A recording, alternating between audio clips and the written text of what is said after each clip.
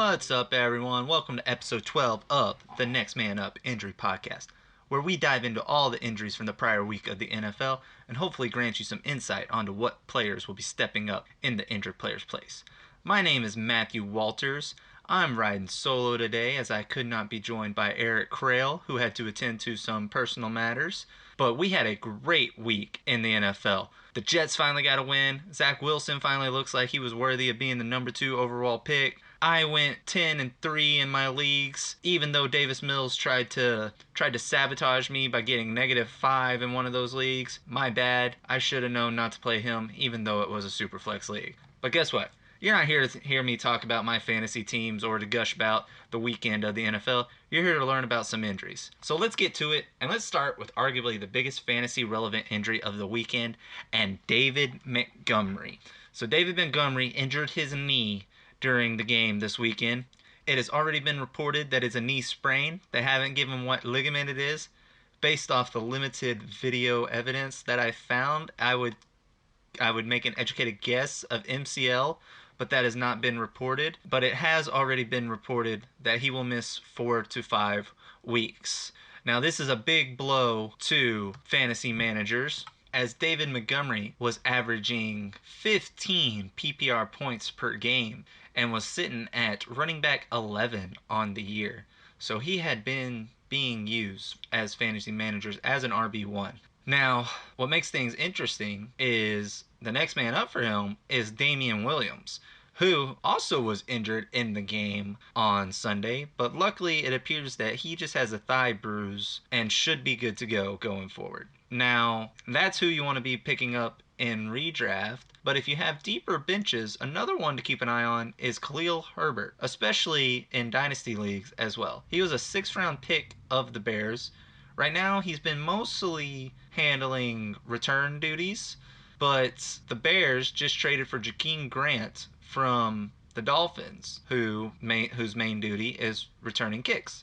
So this leads everyone to believe that Khalil Herbert now steps into that second role. Now, if Damian Williams goes down for some reason, Khalil Herbert should step into that role. Some other injuries to the running backs this week. We had Tony Jones Jr. for the Saints, who injured his ankle and is already being reported that he'll miss multiple weeks.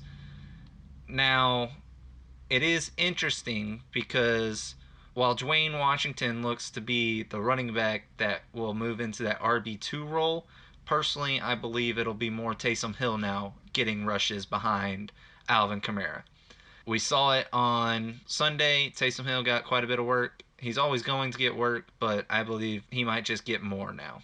We also had Joe Mixon get injured. Now, they're reporting this as a low-grade ankle sprain, and he is being reported as week to week. Now, in redraft, if Mixon can't go, it appears Samaje Perine will be the one that'll benefit the most from Mixon being out. But an interesting, maybe sneaky ad / Dynasty ad is Chris Evans. But this also may just lead to Cincinnati throwing the ball more and getting more and more work for those receivers to go to work. There's a very talented group of receivers with Higgins, Boyd, and Jamar Chase. And especially with Higgins hopefully returning this week, they should get a lot more work with Mixon out. But Samaje Perine is the back to add.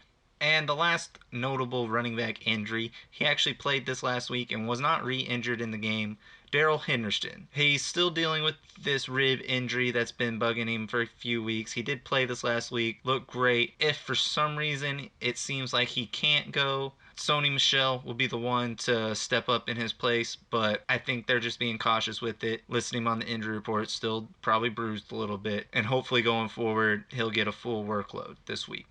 Moving on to the quarterbacks, we had 2 notable injuries this week. First off, Garoppolo. He went out, which has now been reported as a calf contusion, went out of the game, paving the way for Trey Lance to finally get out there and get some work.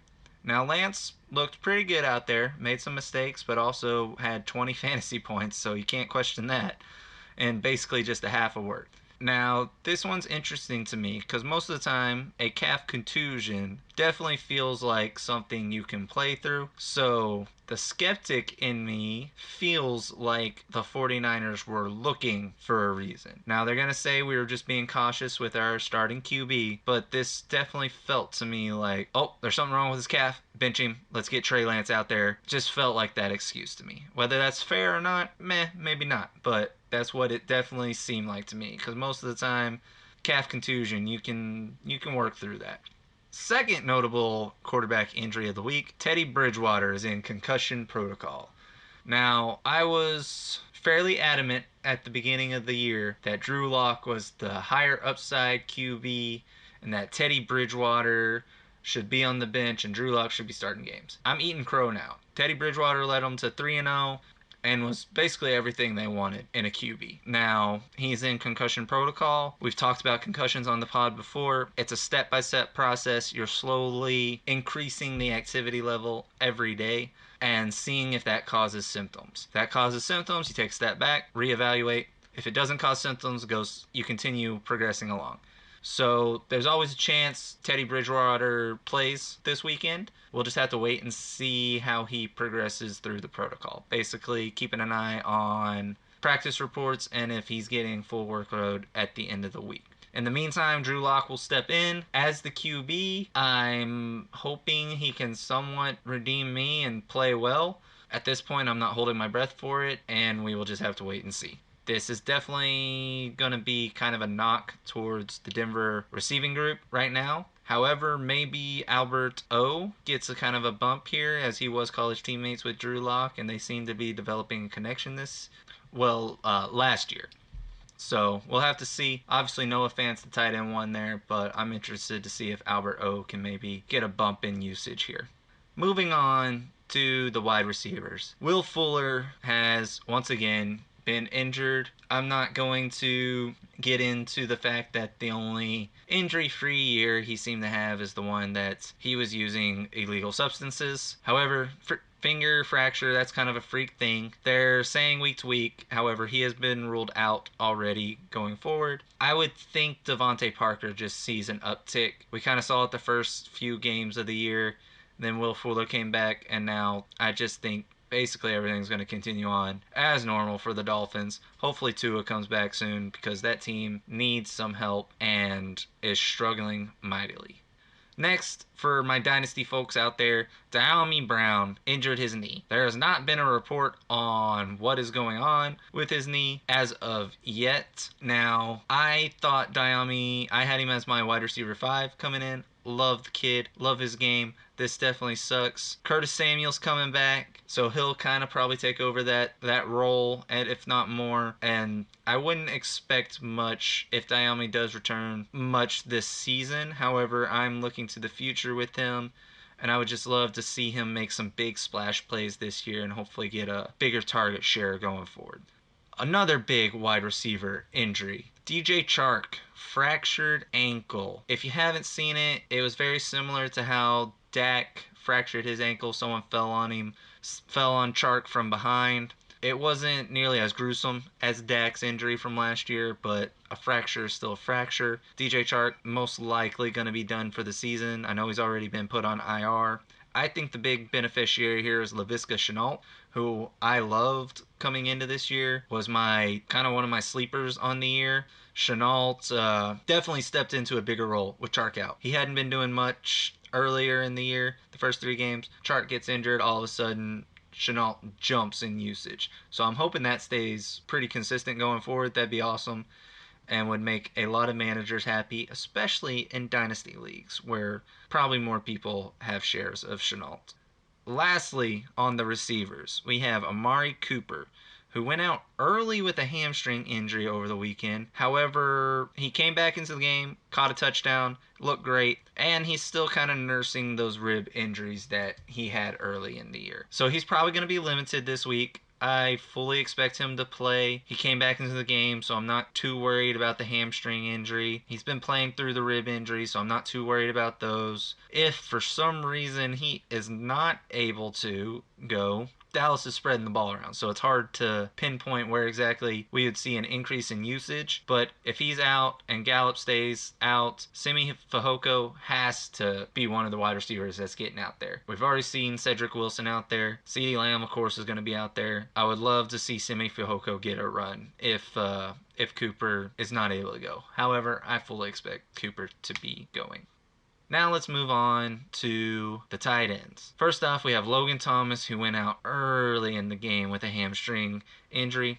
They're reporting it as week to week. However, as Eric preaches, hamstring injuries are not something to take lightly, and this very well could turn into something that is bothering Logan Thomas throughout the year. Hopefully not. Hopefully it's just a minor injury and he's back in a week or two. However, in his absence, look for Ricky Seals-Jones. Yes, Ricky Seals-Jones to take his place as the tight end 1 for the Washington football team. We'll see if Ricky Seals-Jones actually steps into a role. I probably wouldn't roll him out there unless I'm in a tight end premium league or the matchup is just too enticing. However, that is someone to keep on your radar going forward and see if they can step into it. Next, we have Tyler Higbee, who's actually being listed as questionable right now for an ankle injury. Once again, I think the Rams are just being cautious with Higbee as they were with Henderson. Probably nursing a little bit of an ankle injury. They got a short week this week. There's no reason to push someone in practice, possibly injure it further. Take it easy, and we'll see how he looks going forward. If for some reason Higbee can't go, though, look for everyone's favorite rookie tight end, Jacob Harris, to possibly get more of a run. This would be great for people in Dynasty that have Harris. He's probably picked up. But if not, maybe check your waivers in Dynasty and see if he's there. But Higbee has been getting insane usage. Basically, he's been playing 100% of the snaps. I fully expect him to play 100% of the snaps going forward. And really, they're probably just being overly cautious on the short week with him. Next, we have George Kittle, who's still day-to-day with his calf injury. He played through this injury last Sunday. I fully expect him to play through it once again. I'm sure it's still bothering him some, so they have to list him on the injury report. If, for whatever reason, Kittle can't go, Dwelley is the tight end to own. You saw it last week. He caught a touchdown, which made everyone kind of angry because odds are it didn't help anyone. So Dwelley can play, though. So we'll have to wait and see Kittle's status going forward, but I fully expect Kittle to be out there. Now for a tight end that will not be out there, Rob Gronkowski, who is doubtful for this week. He actually has fractured ribs, which at first they were just being reported as bruised ribs. Then late in the week came out that they were fractured, and I believe I saw somewhere that he actually punctured a lung with them, which is definitely no bueno. You don't like puncturing your lungs, as you probably don't need a medical expert to tell you. However, I'm going to tell you anyway. You need those things to breathe. So puncturing them, not great. So he's doubtful for this week. Based off last week, Cameron Brate was kind of the tight end that got out there, but he really didn't do much. It really was those three receivers, Antonio Brown, Mike Evans, Chris Godwin, that were getting the work. I fully expect them to just spread the ball around to those three receivers and say, haha, stop us. Because right now, I'm not sure who can. And for, I believe, the first time ever, and no one is here to correct me, so we're going to go for it, we have a kicker on the Next Man Up Injury podcast. This made the San Francisco game very interesting. Robbie Gould went out very early in this game with a groin strain and could not kick. This meant that the punter was now doing kicking duties, and the poor guy was getting thrown into a bad situation, and unfortunately he could not make a field goal or an extra point. It was to the point where San Francisco was going for two, and then they got a penalty on them, and so then they were like, oh crap, well, we'll kick the extra point, and the poor punter just missed it. So while I'm not going to give a next man up in this situation, if you want to play the San Francisco kicker, find out who will be their kicker going forward and use that guy. But it definitely made for an interesting show of it to have the punter trying to perform the kicking duties on Sunday.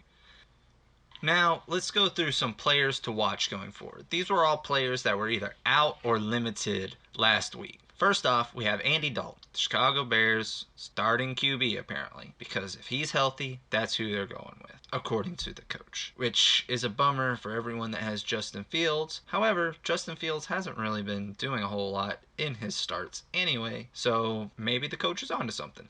Next, we had Dalvin Cook, who played through his ankle injury, but did not look like Dalvin Cook out there. For some reason, he can't go again. Look for Madison.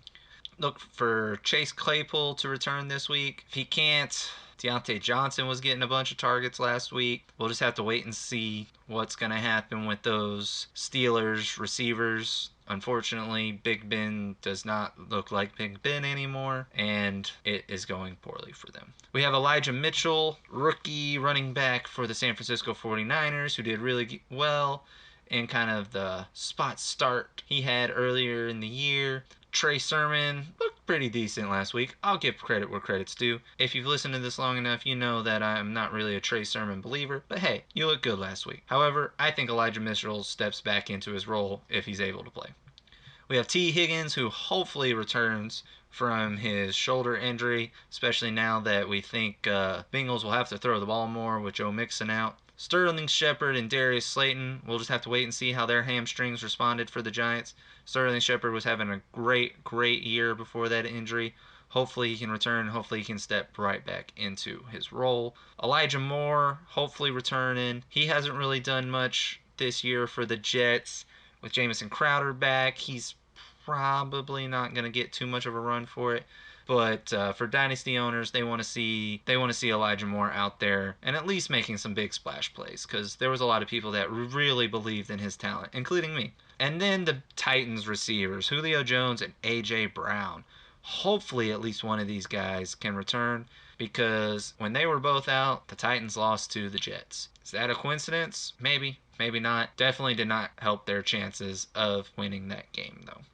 Well, I believe that does it for all the injuries this week. Hopefully it was pretty decent with me being solo here. Just remember, here at the Next Man Up, we believe in the saying, the best ability is availability. Players can't help you win your fantasy matchups if they are out for the week, so be sure to be keeping an eye on practice reports and game day decisions. In the meantime, shout out to all the Rider Dynasty group. Look out for everything coming out weekly from them. There's some great articles every week. Shout out to jonseemusic for the intro and outro music. Once again, I'm Matthew Walters. You can find me at Fantasy Ferret on Twitter. Honestly, feel free to tweet at me. Happy to answer any questions. I love it when I get a question on Twitter from someone. So, have a good week, everyone, and good luck with your fantasy matchups. Adios.